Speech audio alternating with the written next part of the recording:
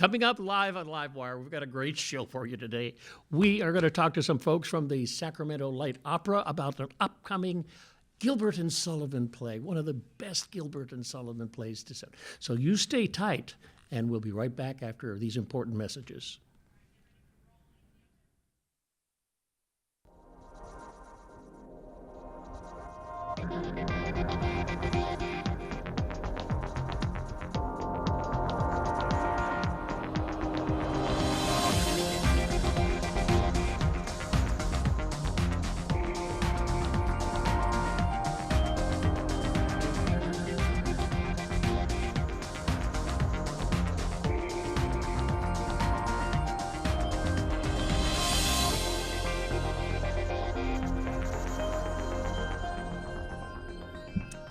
Oh, yes. It is called Opera, Light Opera Theater.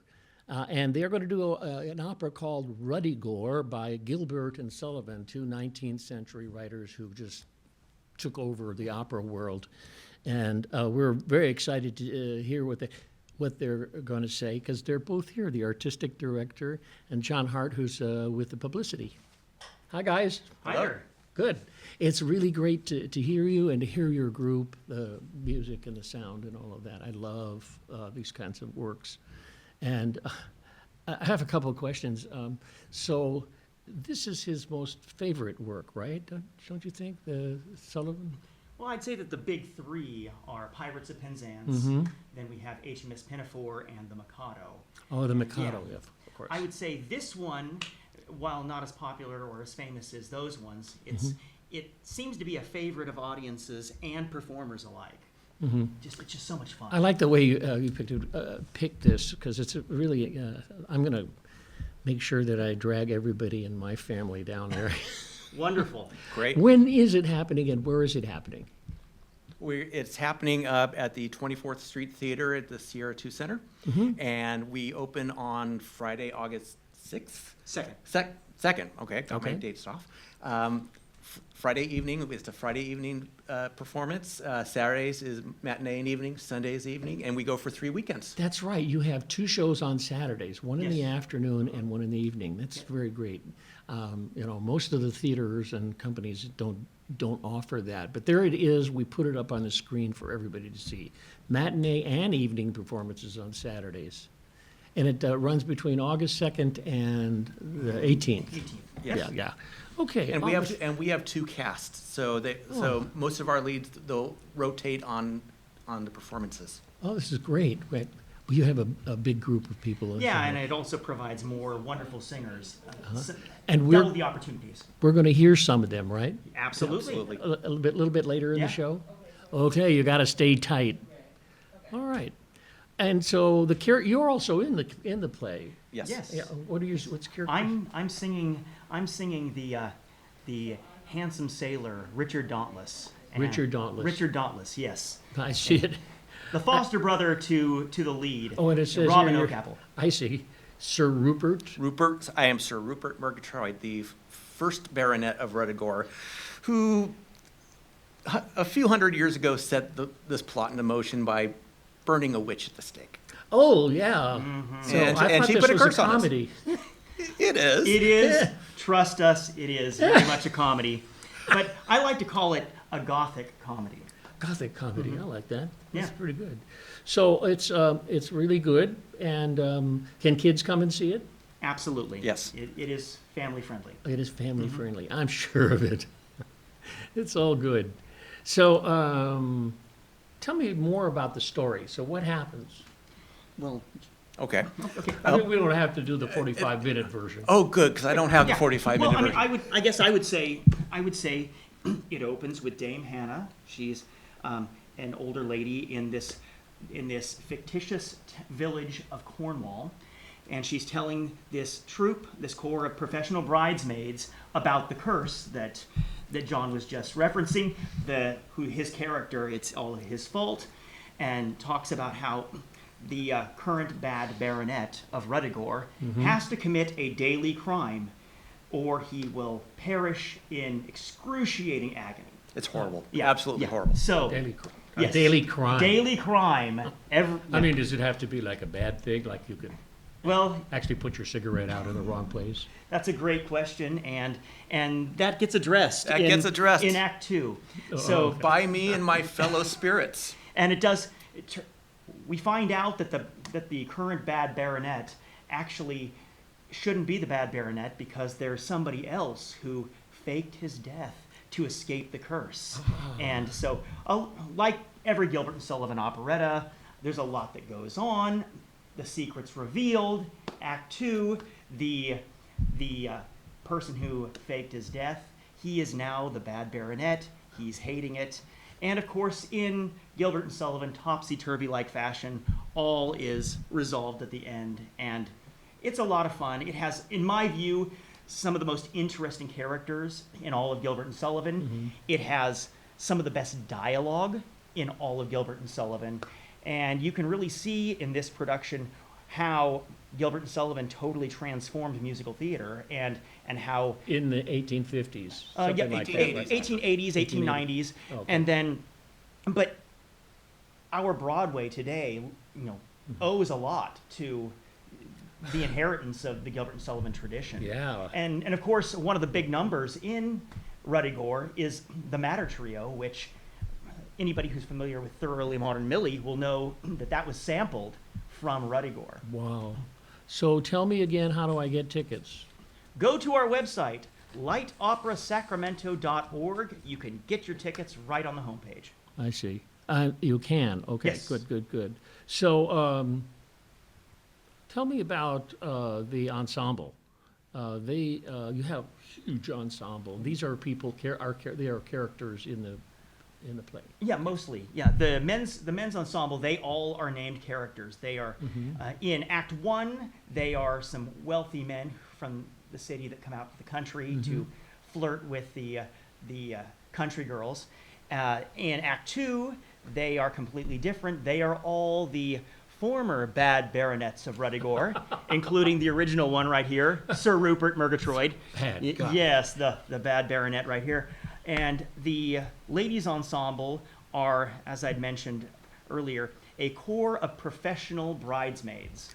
What? Yes, Professional. professional bridesmaids. So, that's interesting. It is. That's their job. Their job is to be bridesmaids. And with our leading lady, Rose, she's like the last one in the village, and she won't get married. If she doesn't get married, they're out of a job. Ugh, yeah. Sounds like a lot of fun. And the company's done other light operas of these two writers. Yes, we've done almost all of the 13 existing Gilbert and Sullivan operettas. Few exceptions. We have not done Princess Ida. We've not done The Grand Duke or Utopia Limited. Those are three of the least performed of the Gilbert and Sullivan works. But stay tuned. You never know. We might produce them in the future. But the company's been going on now for, this is what, our 42nd year? Yeah. 42nd year. 42 years, yes. 42 years. 1982. And we owe everything to our wonderful founding artistic directors, Mike, who was here last year, Mike Bod and Debbie Bod. They ran this company that entire time. It was only in November that I was asked to take over as artistic okay. director. So Wow. So quite a Let's tradition. see some slides, Please. slides, Sure. and you can narrate these slides, and then Okay. we'll move the show. Here we go. Oh, who's that handsome gentleman? This is part of our Act 2 set, where we have a series of portraits of all the bad baronets of Ruddy Gore. I got it. And they're all painted in a style reminiscent of the time period. This one is from the 13 or 1400s, and I believe we have another one up there. Okay. And we can just have go another picture. and we just go through several centuries. The last look at that. there we go. There's our Yes. friend Troy. That's another era. Sir Lionel. Sir Lionel. Yes. And these are real actors. Yes, Oh, yes. and who's Oh. that? Ooh. Oh, that. And is he Sir Jasper? I think he's Sir Jasper. In yes. fact, they're all three of them, including me, are going to be performing today. Yes. And so we're all through, all these portraits I love where it. they come to life. Here's our Dame Hannah. No, this is Rose Sorry, Maybud. Rose Maybud. Being attacked by one of our Mad Margarets. And she really is mad. She's Oh, bonkers. One of the best characters in all of Gilbert. And Sullivan. here are our lovely core professional Yes. bridesmaids, or at least 4 of them. Gorgeous. Oh, Oh. that's this is the Bad Baronet. See, the Bad Baronet, Despard Murgatroyd, I like to say that he's very much an archetypal character from British melodrama. Yeah, I always think about him. When I think about him, I think of the mustache twirling villain that often ties the ladies to the railroad tracks in early film. and Yeah. here's here's a cad who's getting in between the two love interests. For sure. Yes, that's Richard Dauntless. Oh, hey. Oh, you know That anybody would- there? Oh, I love this picture because there's a popular meme out there where it's actually reversed, that the guy is looking back at a lady coming forward. I see. And so we reversed the situation where Rose is looking at Yes. Robin. That was a great shot. Yes, That's great. because while the sailor is able to sell himself on charisma alone, the handsome gentleman farmer is bringing a lot more to the table. Obviously. he's getting a woman. Yeah, well, Yeah, you gotta, gotta take the thing as it's written. absolutely, it's a lot of fun. It's a lot Okay. of fun. So, and this is going to go through from August 2nd through the 18th at the 24th Street School, and I think it bodes well for you to get your tickets early because it's really a very popular opera, right? Yeah. Yeah. And it's performed fully staged with live orchestra. Uh-huh. So it's just the ensemble sounds fantastic. So we have 30 voices up there on that stage, That's great. and then an orchestra of 20 to 25. So really, it's a big production. Uh-huh.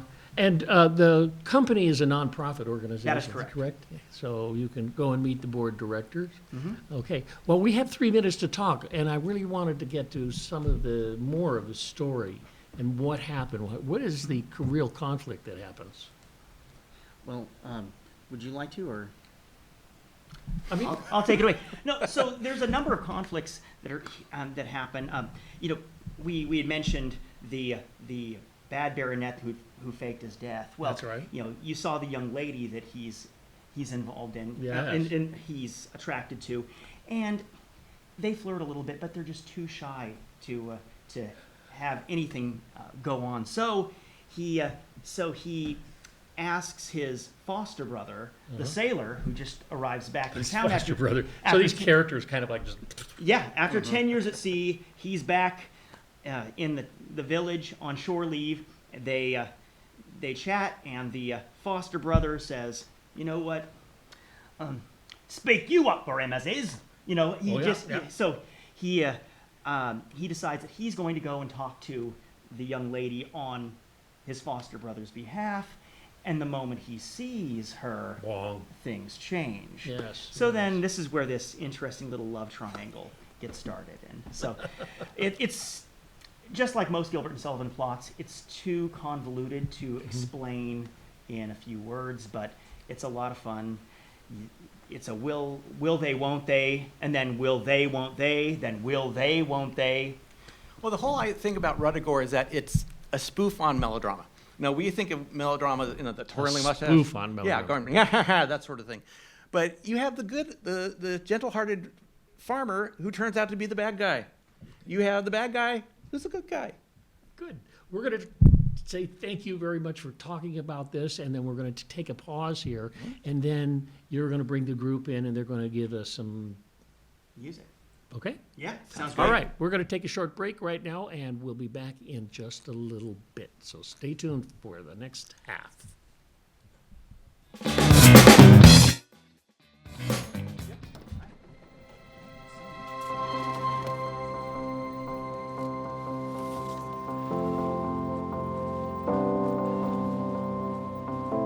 The impact of a meal goes well beyond feeding our bodies. Food can open endless possibilities for people to thrive.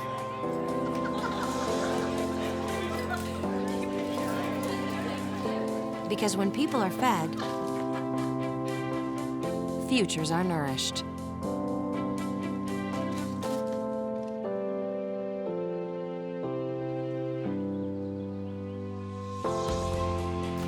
Everyone deserves to live a full life. And with your help, together we can end hunger.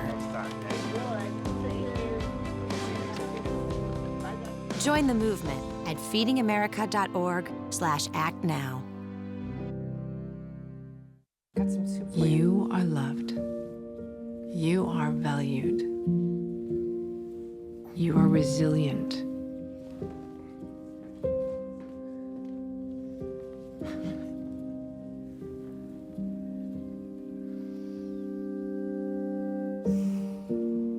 You got this.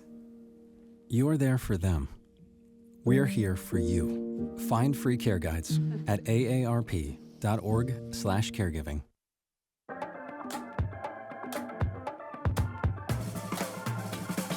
Get it, slip it, cuff it, check it. Talk to doctor now and share it. Get it, slip it, cuff it, check it. High blood pressure silently affects millions of Americans. Staying on top of your blood pressure is as simple as these 4 easy steps. Self-monitoring is power. Visit manageyourbp.org to learn more.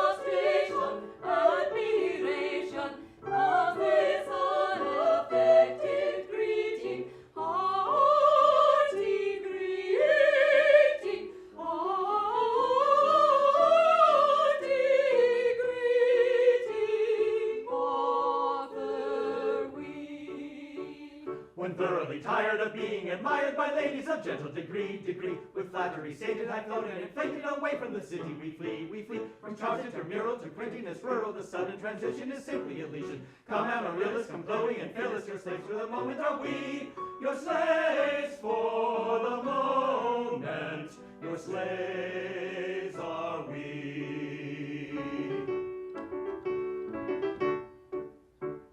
The sun from the tillage to toiling, this village of people of lonely degree. The honest and active, they're most unattractive and awkward as awkward can be. They're the white-foot hoppers with axes and choppers and shepherds and towmen and towers and cowmen, and judges and rippers and quanters and keepers, but never a lover for me. But never a lover for me. They come Amaryllis, degree, come Chloe and Phyllis, ovary. when thoroughly tired of being admired by ladies of gentle degree, with flattery sated, high flown and inflated, away from the city we flee from charge intramural to printiness rural. The sudden transition is simply Elysian. Come Amaryllis, come Chloe and Phyllis, your slaves for the moment are we, your slaves for the moment, your slaves are we.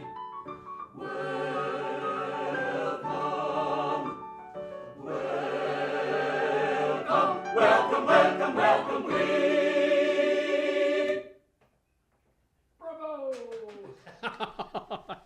What's the second song? The second song is a part of the beginning of the Act 1 finale, and it is a madrigal, which demonstrates Sullivan's versatility as a composer. I got it. Okay. And of course, this is occurring at the wedding of the soprano and the baritone. Okay. Before everything goes loose. All right. Great.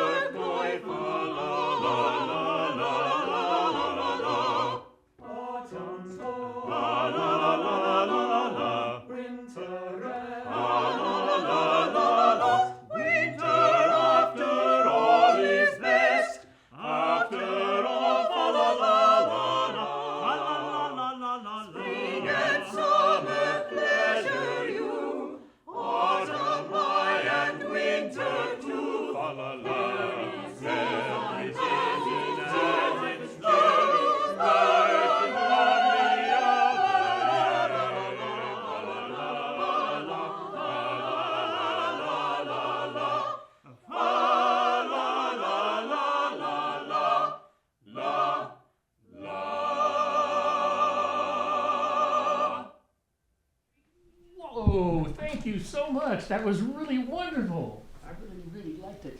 And also I wanted to thank the music director, Anne-Marie Andres, and the pianist, Jill Ferreter. All right.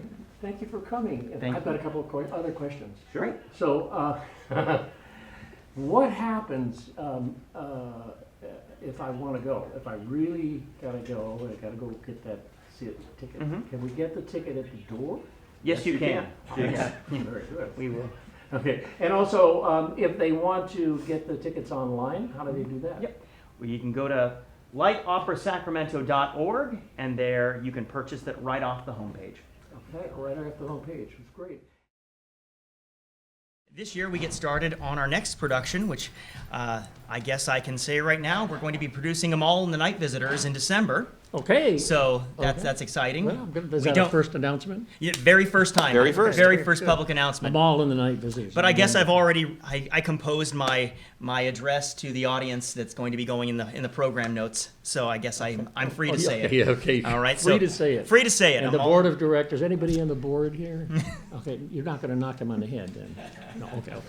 And then Thanks, Troy. Yeah, and then we're really excited that after I'm all in the Night Visitors, we are planning on producing a concert-style performance of a couple of very small, lesser-known operettas in March. So late February, early March. So that is our season, and then we'll be right back with another fully staged Gilbert and Sullivan in August or September of next year. This is great. Yeah. Good.